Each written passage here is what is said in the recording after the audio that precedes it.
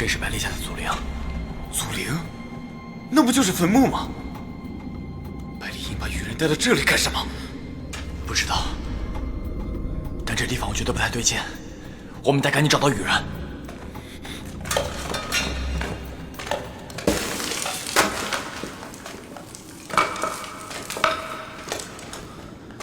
姐，这些尸体直接被劈裂头颅而死的，你看他们的武器，都是在格挡时候被劈断的。那么他们的对手，到底是用的什么武器？走，走。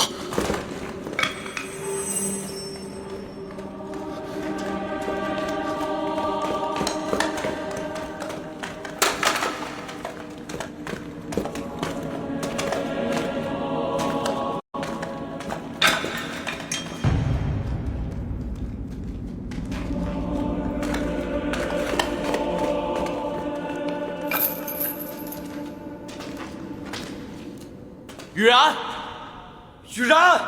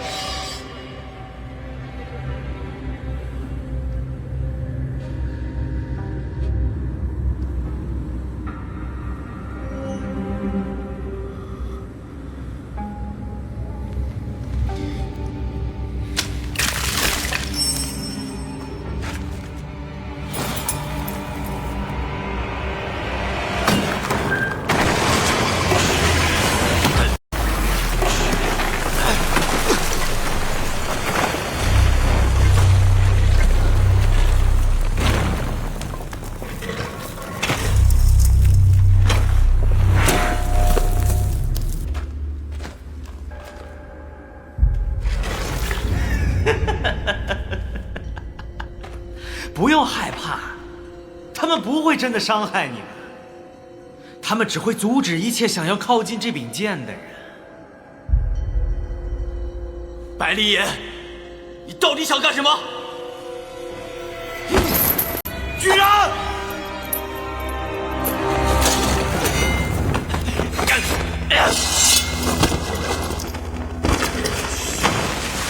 少安勿躁，很快东路最大的秘密和荣耀。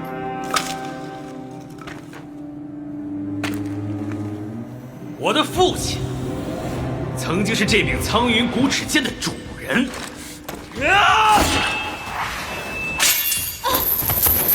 而当他死了，这柄剑中封印的灵魂就开始吞噬着每一个想要靠近他，直到他新的主人出现。我的父亲，他用自己的身体作为祭器，封印着这把至圣至邪的剑。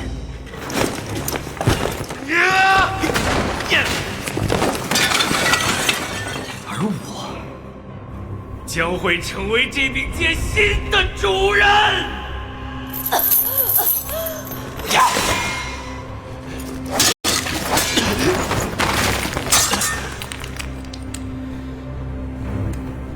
父亲，可以把剑给我了。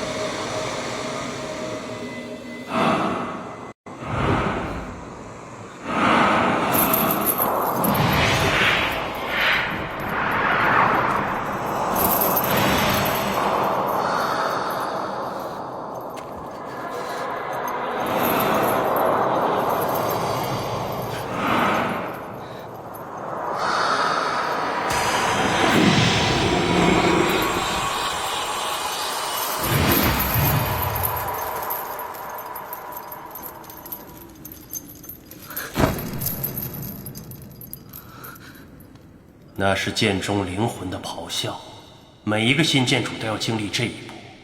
但是此刻你有剑的保护，不要害怕，去吧。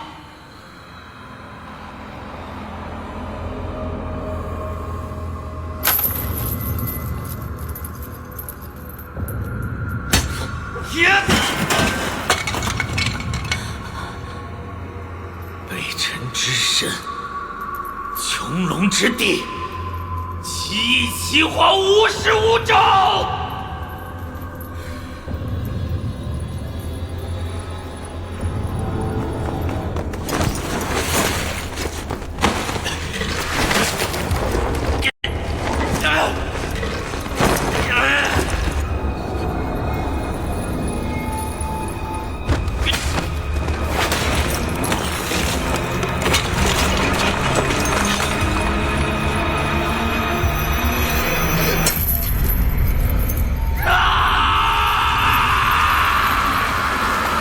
姐，你们没事吧？白丽艳，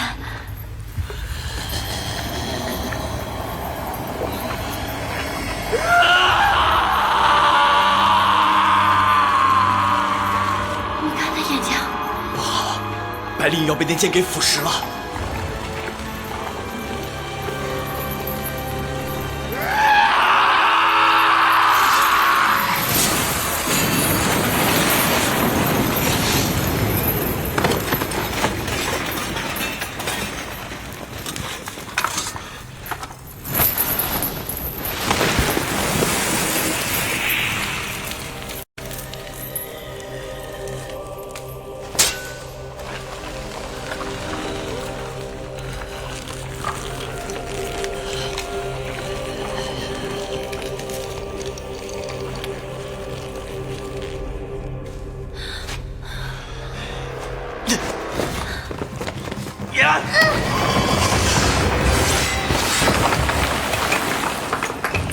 快走！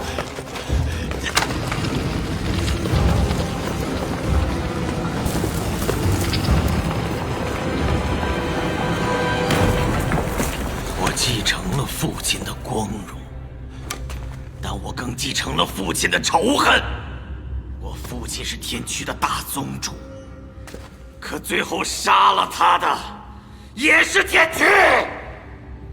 你们都有天驱的武器，那你们就是和天驱有关。今天，你们就将成为我复仇路上的第一份祭品。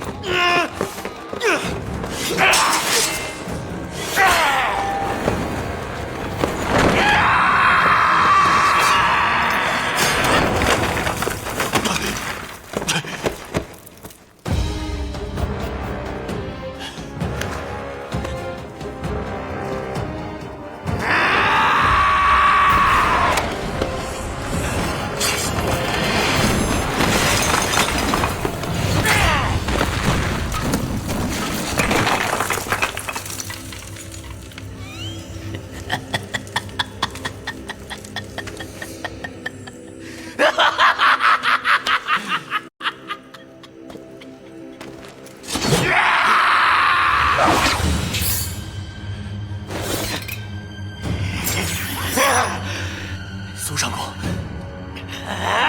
灵儿，换下那柄剑。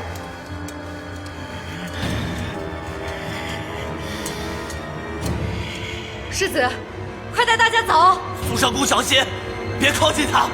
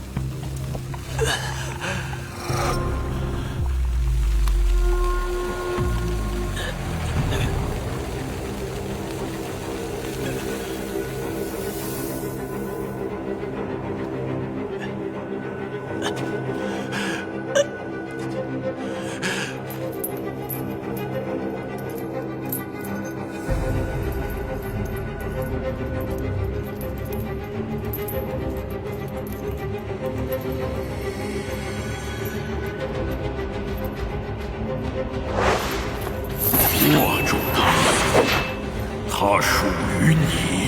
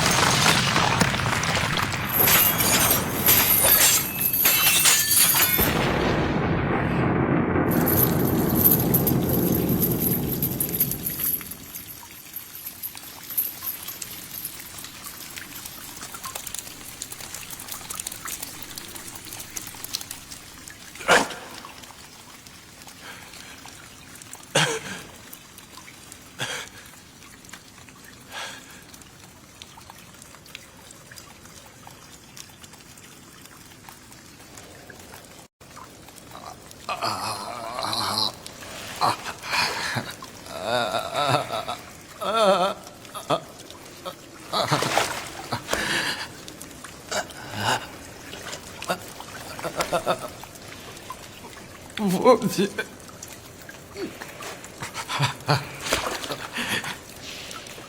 我不是那我见的人吗？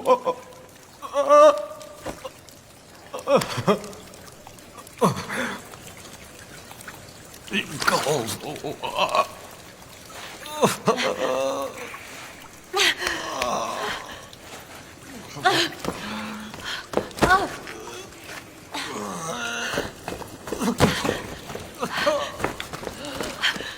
你告诉我为什么？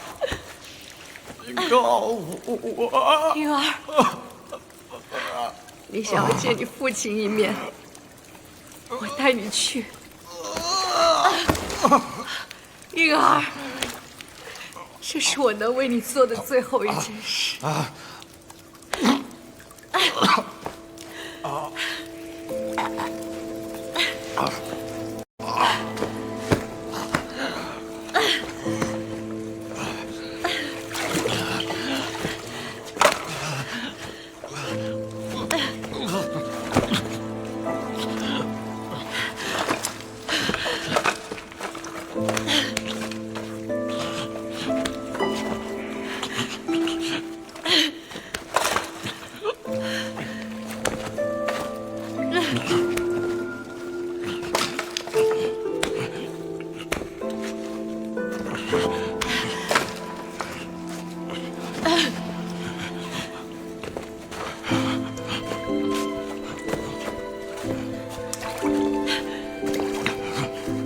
婴儿，婴儿，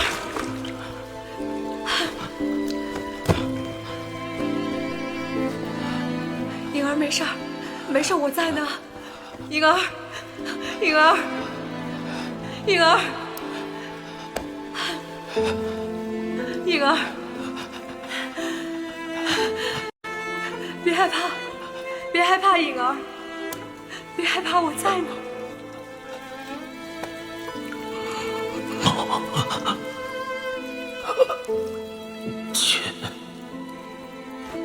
婴儿，婴儿，婴儿。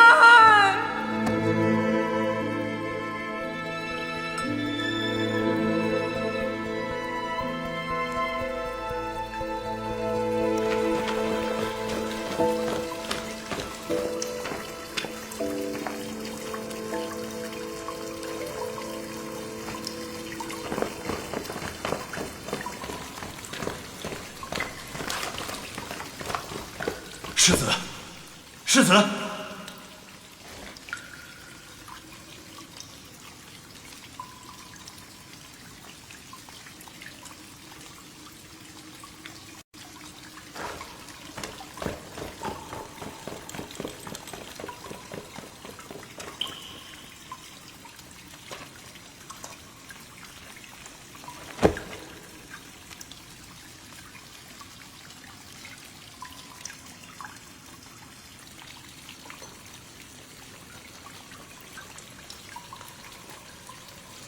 铁甲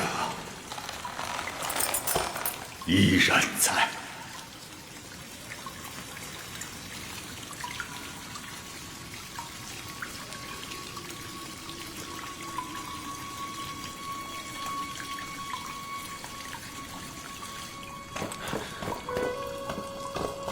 雨然，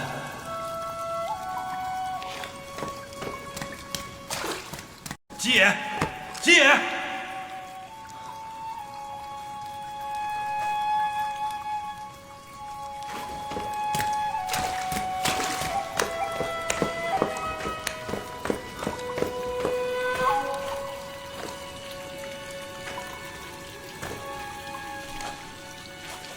沈清，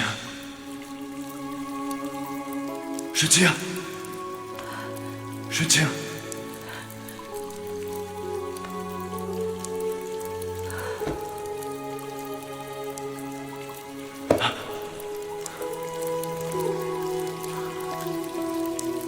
谢将军，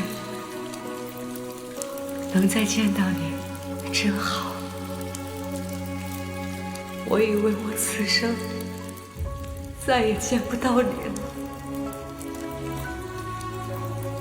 我这就带你走。我们离开下塔，找一个没有人认识我们的地方。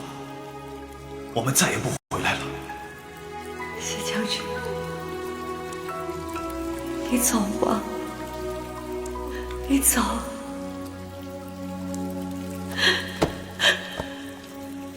我不走，你不走，我也不走。我能陪你10几年，也可以继续陪着你，走完所有的路。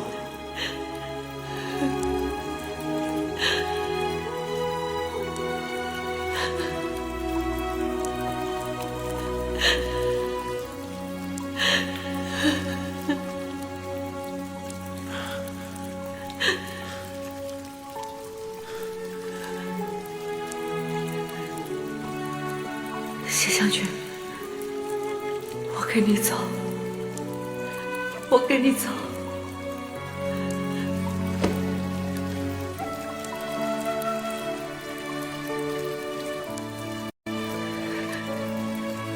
走，走，走。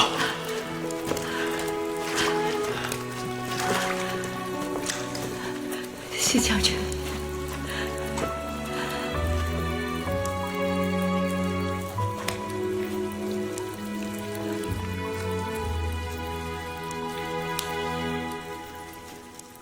沈清，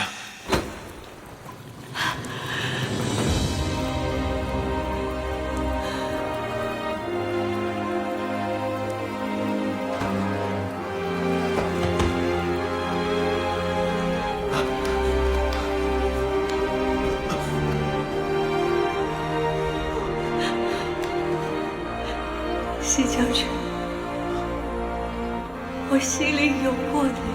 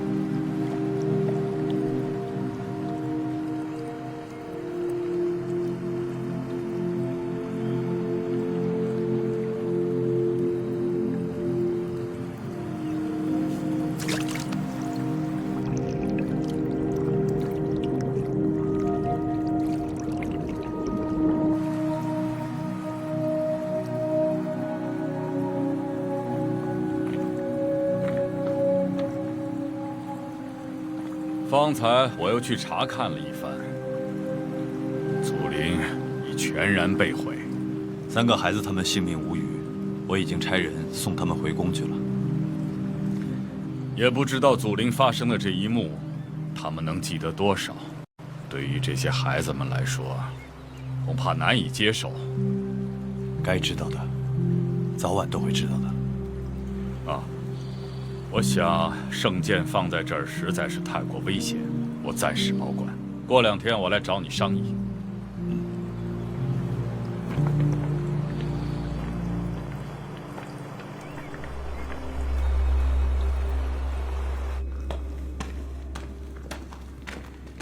见过国主。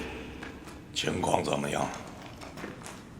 祖陵坍塌，封闭的石门损坏，目前还没有人进去。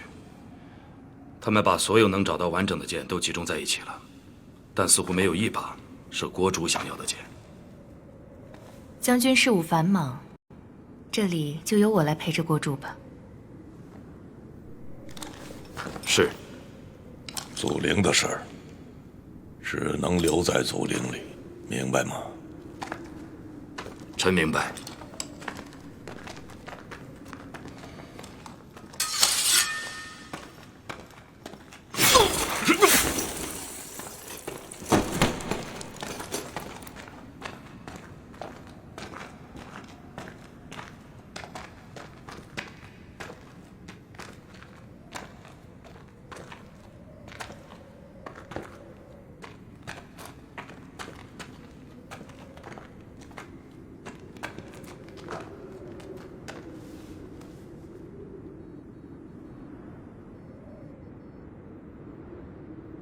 国主，剑已被人夺走，我们还是另作他谋吧。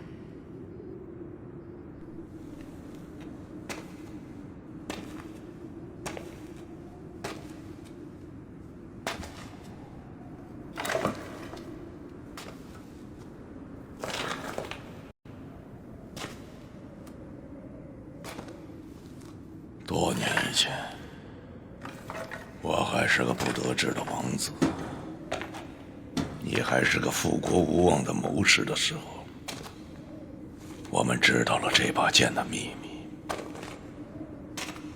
觉得这是个机会。为了得到这把剑，我不惜出卖了幽城集的行踪。现在这剑和天下要离我远去了吗？国主，多少人筹谋天下，用的是一生的时间，我们只是浪费了13年，还有机会。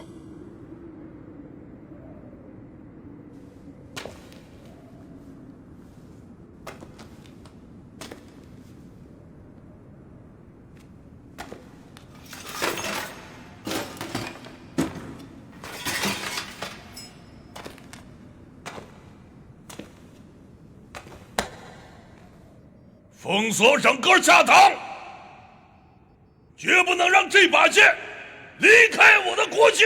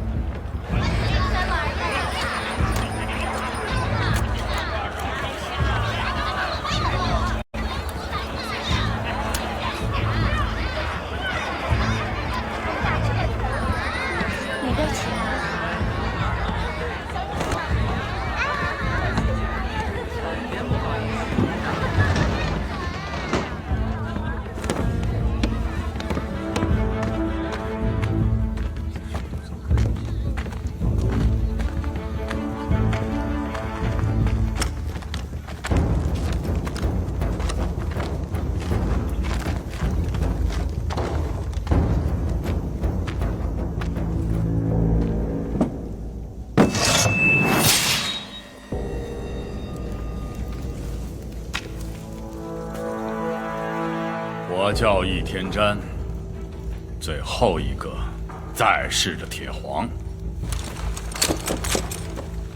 铁甲依然在。铁甲依然在。秦琪，那么，铁皇就是新的建主？建主不是我，我只是代表着他放出了阴辉，想和诸位见面。13年了，如今有人重新成为天驱的大宗主，难道诸位还不想重新站在鹰旗之下吗？13年了，我每个夜晚都要枕着兵器才能入睡，总是担心黑暗中有人向我拔刀。难道铁皇真打算狙击我们，冒着叛逆之名吗？所以，你就失去了勇气，对吗？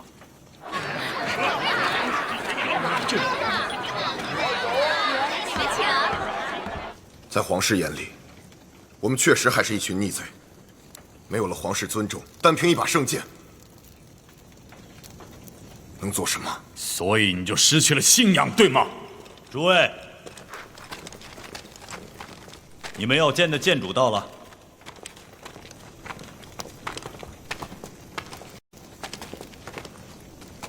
原来拔出圣剑的就是万里宗主西衍，西大将军。西衍惭愧，拔出圣剑的是我身边的这位少年，青阳世子吕归尘。老师，这个少年就是建主？怎么可能？开什么玩笑！天驱怎么能由一个孩子领导？我们从来没有这样的大宗主。诸位，西将军和铁皇大人是我等的楷模，但是宗主之事事关重大。如果真是这个少年拔出的圣剑，那就还请在我辈面前显示一二。是，没错。诸位，剑是我拔出来的，可那确实是个意外。归尘没能力做天驱的大宗主。天驱数百年来就是为了抵御北路人的进攻而战斗，怎么能让一个北路人做我们的大宗主呢？世子可是北路人，世子既然不愿拔剑，我便不勉强。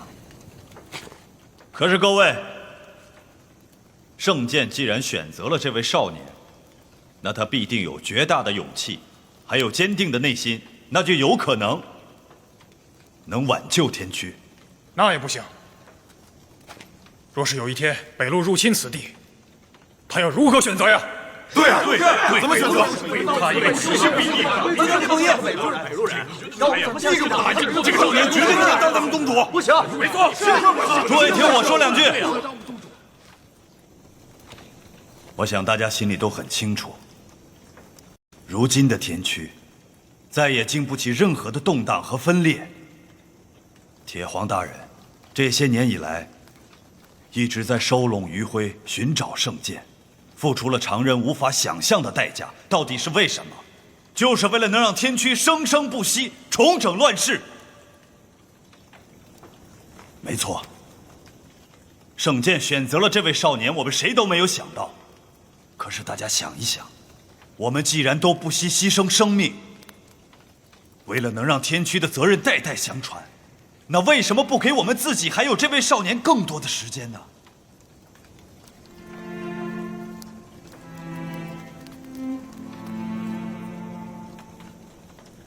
你们的祖辈也曾逆风直火，在最绝苦的境地里，义无反顾的拔剑死战。是的，他们的躯体早已灰飞烟灭，但在我的心里，他们从来都不曾死去，因为他们的血脉依然在你们的躯体里奔涌不息。剑既然已经拔出，那阴旗就必将重新竖起。有人说事发突然，那好，我再给诸位3日，此地就将决定天区的未来。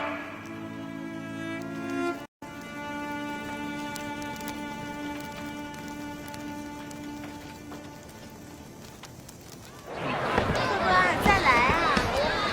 公子慢走啊！里边请。老师，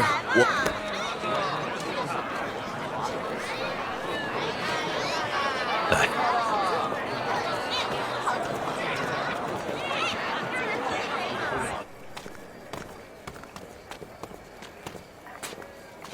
世子，我想让你知道，这到底是怎样的一柄剑。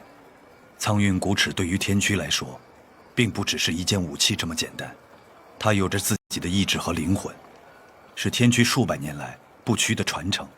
被这柄剑认可的人，便是天驱的大宗主。你就是这个人。老师，我来东路之前根本不了解天驱这个组织，而且那些天驱武士们，他们也不会认可我。有时候，不是你选择了命运，而是命运选择了你。老师可能不知道，我一直都是被推动着前进的，无论是回青阳做世子，还是来东路，其实都是命运帮我做的决定。可这些事情，我都没能做好。所以我想，我这么一个人，是做不了这个大宗主的。世子，我是一名天驱，也是你的老师。不管你做不做这个大宗主，你都要了解天驱。天驱并不是一个政治派别，也不是一个宗教力量，哪里有邪恶，哪里就有天驱。不管朝代更替，无论时移世易，天驱一直靠武力守卫着和平。我知道，他们改变了历史。抱着改变历史和留下荣光为目的的，都太过功利。只有进入天驱，才会知道真正的坚定，是对失败、无名、屈辱，甚至污蔑，都可以坦然接受，不忘初衷。我祖父可以，我也一定可以。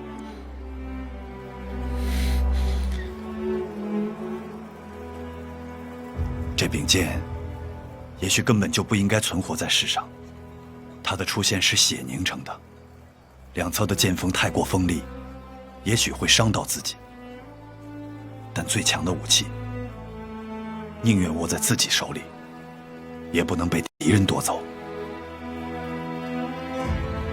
世子，无论你做怎样的选择，我都不会强迫你，因为加入天驱，就意味着永远告别安逸。是啊，苏老，无论你怎么选择，你都不要恐惧。这个世上没有什么解决不了的事情，就是有，我也一定会帮你一起解决。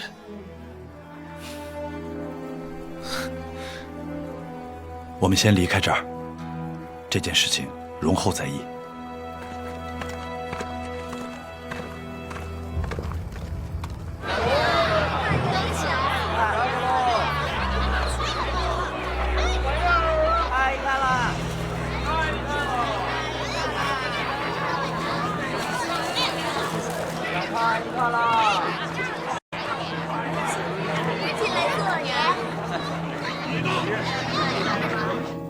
宫外都传说，天驱最后的铁皇要回来了。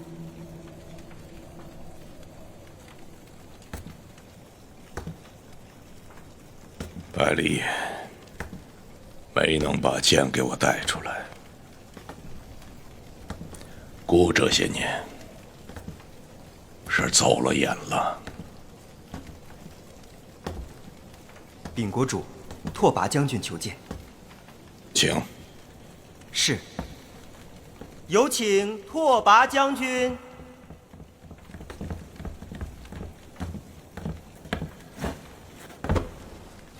叩见国主。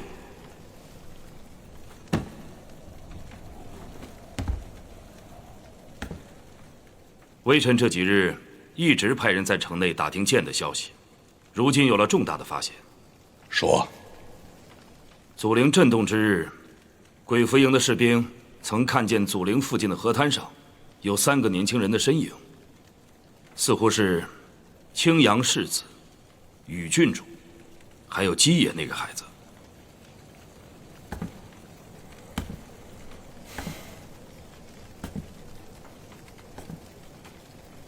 青阳世子是，但具体是何人拔的剑，就无从得知了。士兵见到他们3个人的时候，苍云古齿剑并不在。圣剑是唯一的圣剑，去把剑和他的新主人给我找回来。是。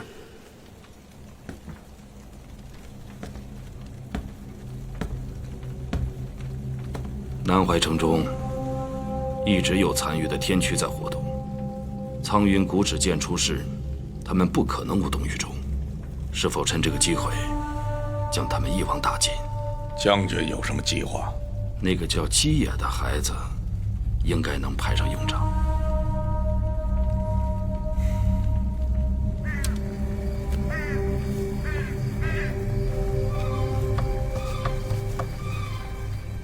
你是神使的人，不要忘记你的使命。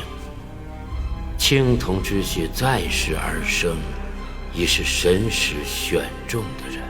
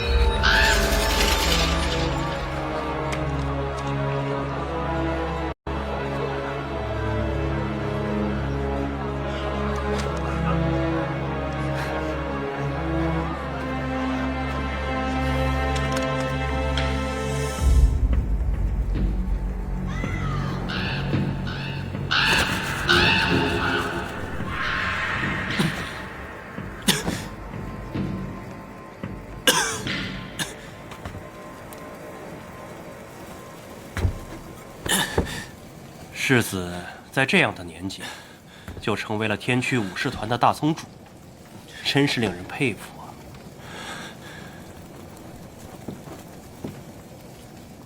这似乎跟你没什么关系，离国使者。世子看我，就只有离国使者这样简单吗？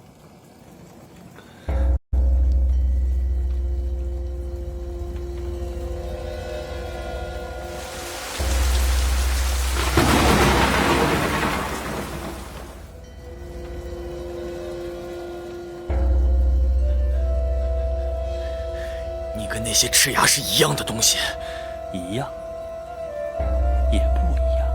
苍云古齿剑居然选择了一位北路人，而非天驱武士作为他的主人，真是令人啧啧称奇呀！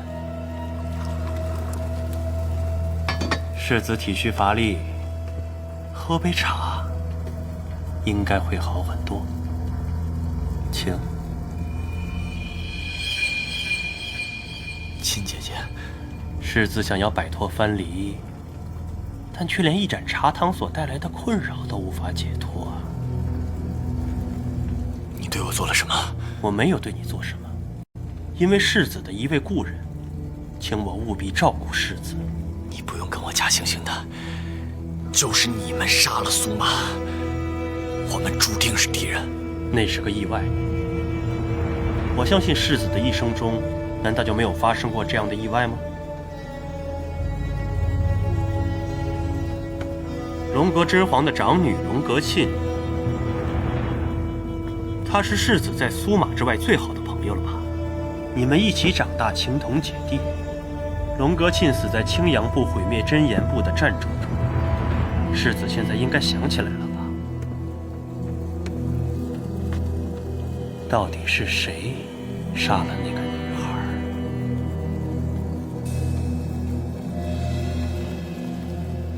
你什么意思？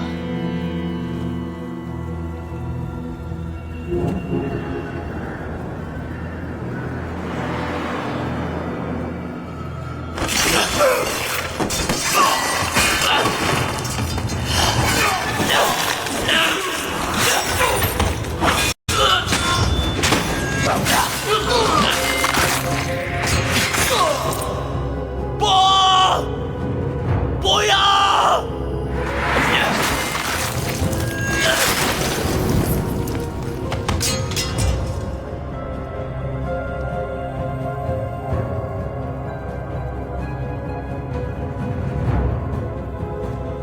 叔叔，什么事啊？慌里慌张。世子出事了，侄儿亲眼看见骆子嫣劫持了世子。什么时候？就刚刚在街上。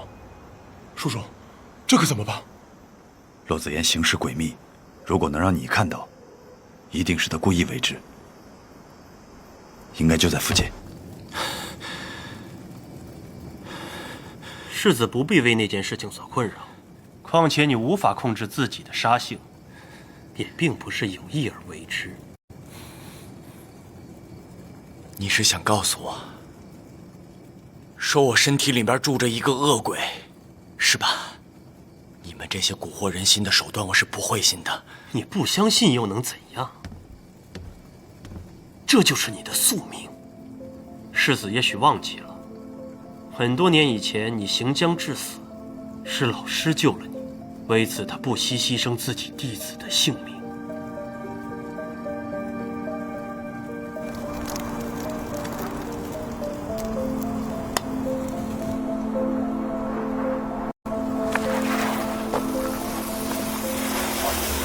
世子是个生性慈柔的人，可维系你的性命却要牺牲别人的性命，在世子眼中，你自己与我们这些杀人魔又有什么区别？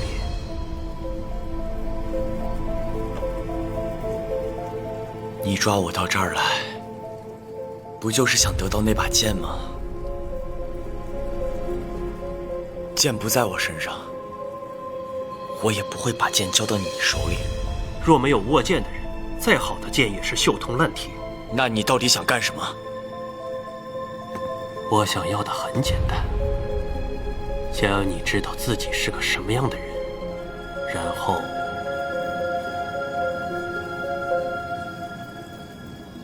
加入我们。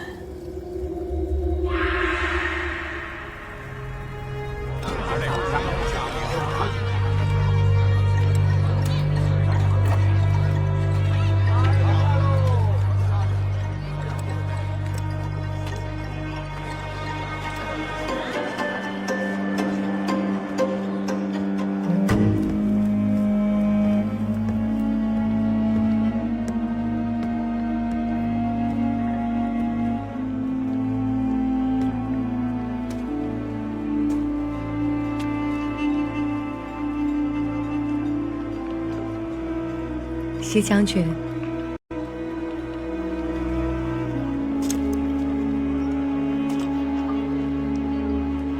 西将军深夜前来，是问苍生，还是问鬼神？顺清，真的是你吗？这身紫色衣裙，将军还见别人穿过吗？这紫色倒是让我想起了将军府上花开满堂的紫菱秋，如今花期不在了，可我又出现在了将军身旁。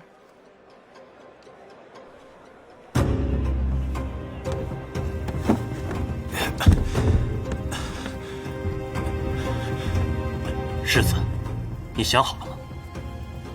你本来就属于我们，加入陈月，老师会为你治病。我不会接受你们陈月的帮助。如果有一天我真的会变成恶鬼，那么我会在那天之前亲手结束自己的生命。世子真是个固执的人，我低估世子了。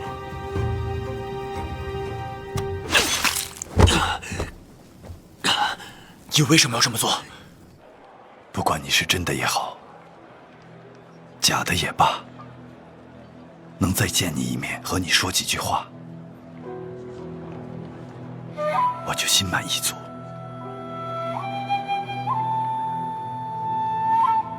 从前是时光太短，来不及与你相亲相近。如今我心愿已了，我们有很多的时间。你真的已经放下了吗？如果是，在地宫里你还给我的东西，可以再重新接受吗？当然可以。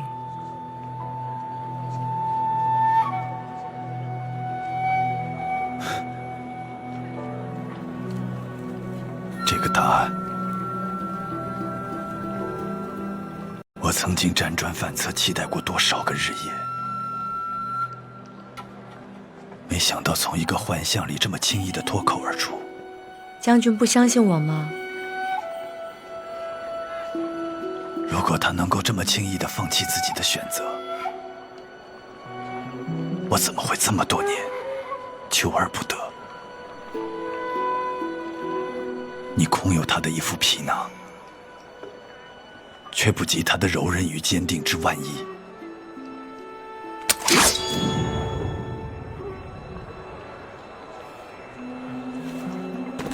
世子觉得天驱是光明的，我们就让世子去光明的那边。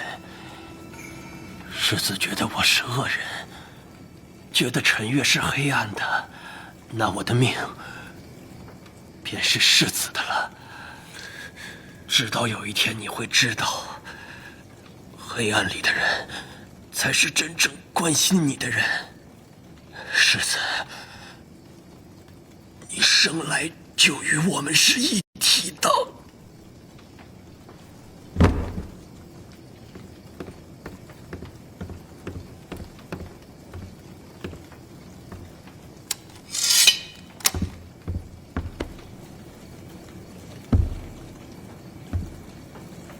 陈月的术士没有对你不利吧？我没事儿，袁老师担心了。走。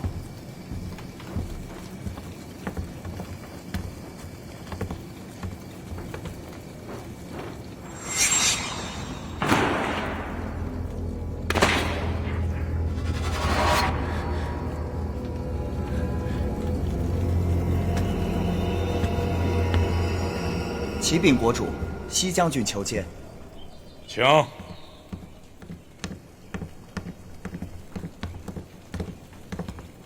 拜见国主。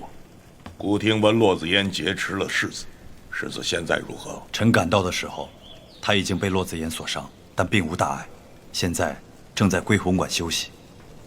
无大碍就好。这个骆子嫣现在何处？已经死了，而且他的身份不只是离国的使者。他身死的时候，赤牙的果身空有一副皮囊。这个骆子嫣为什么要劫持世子？据臣猜测，应该和世子来的时候遇刺一样，是有意要破坏我们跟青阳的结盟。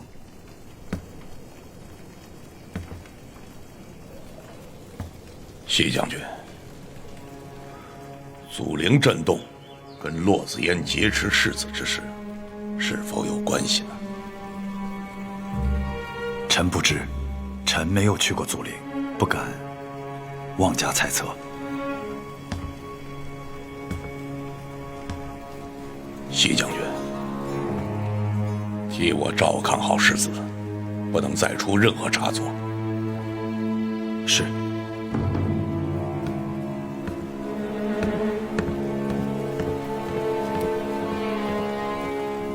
世子无碍吧？暂时没什么大事儿，只是这个西言好像并未对寡人说出全部的事情。一切看，祖灵震动，圣剑被盗，骆子嫣劫持世子，这些事情接连发生，恐怕绝非巧合。若西将军牵连其中，以他的性格，国主也是多问无益。他有虎将之称，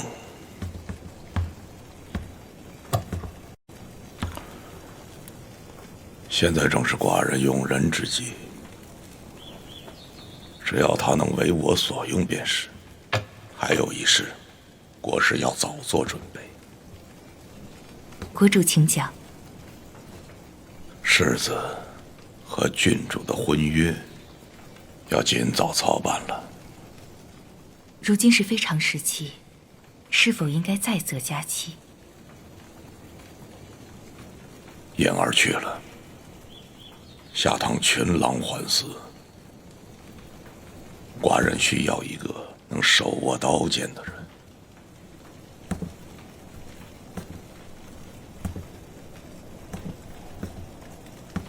祖陵震动那日，玉然和世子在不在一起？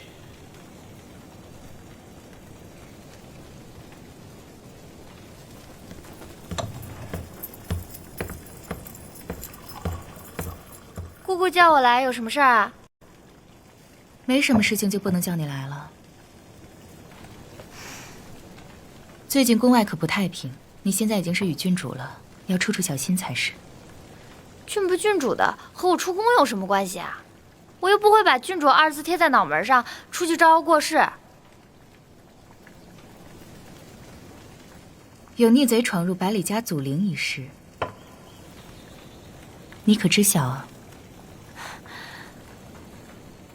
这都闹得满城风雨了，我要是说我不知道，姑姑你信吗？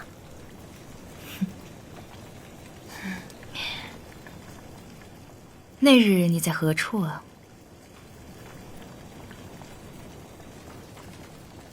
我，这都多久以前的事儿了，我哪还记得啊？我想想啊，我那天去干嘛来着？我想想啊，我那天干嘛去了来着？啊，我想到了，我那天去了紫良街那个小酒馆，我还去了水上市场的那个首饰店。对，我还划船了。我还去撞钟了。那日世子是否和你在一起？我们是好朋友，当然在一起了。那你可真粗心，好朋友失踪了你也不知情啊？阿苏勒失踪了，那你们赶快派人去找啊！他可是青阳世子。若是进了祖陵，还仅仅是青阳世子这么简单吗？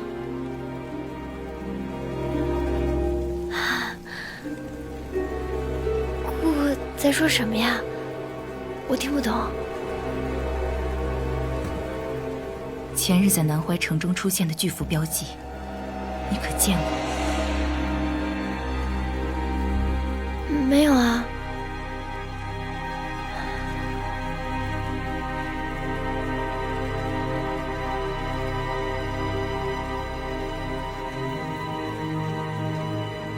你和你的好朋友跟天驱逆贼没关系最好，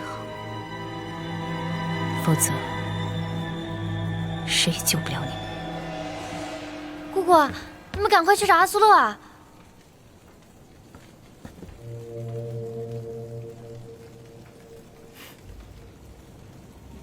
他已回宫了，无碍了。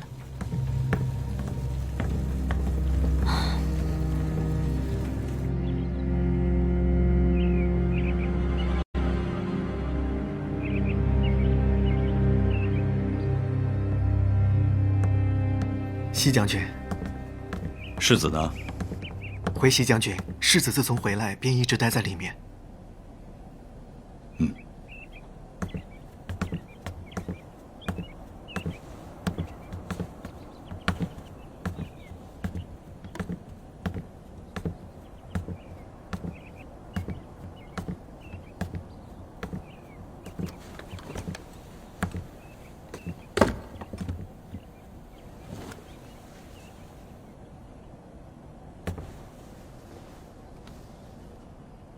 老师，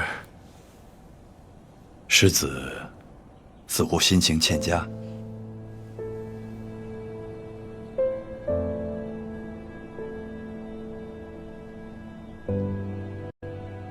骆子言说的都是真的，那一切都是我做的。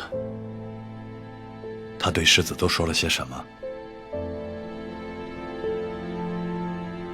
他给我看了一个很久以前的真相，是我亲手杀了养大我的姐姐，那是我最亲近的人。世子不要忘了，骆子言是陈月，他只想得到他想要的，这并不一定就是真相。我就看着他死在我眼前，他就那么微笑着看着我，慢慢闭上了眼睛。如果这就是真相呢？世子愿意相信的就是真相。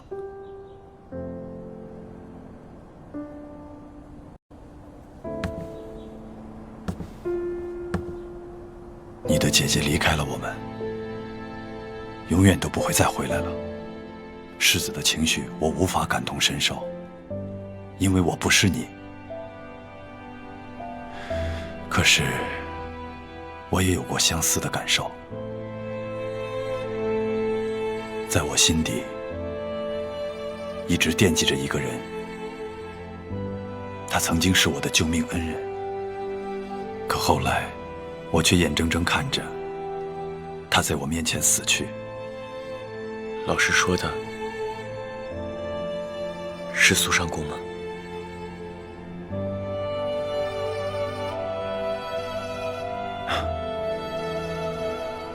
不管是谁，都只能陪我们走一段路，剩下的路不管再难，终归要自己走下去。所以世子，每个人都有过去，可你不能让消极的情绪吞噬你。陈月最邪恶的本事就是发现你内心的痛苦与恐惧，并且诱导你沉溺其中。我想给世子讲个故事。许久未进食了吧？今日不必行师徒之礼，你一边吃，我一边讲。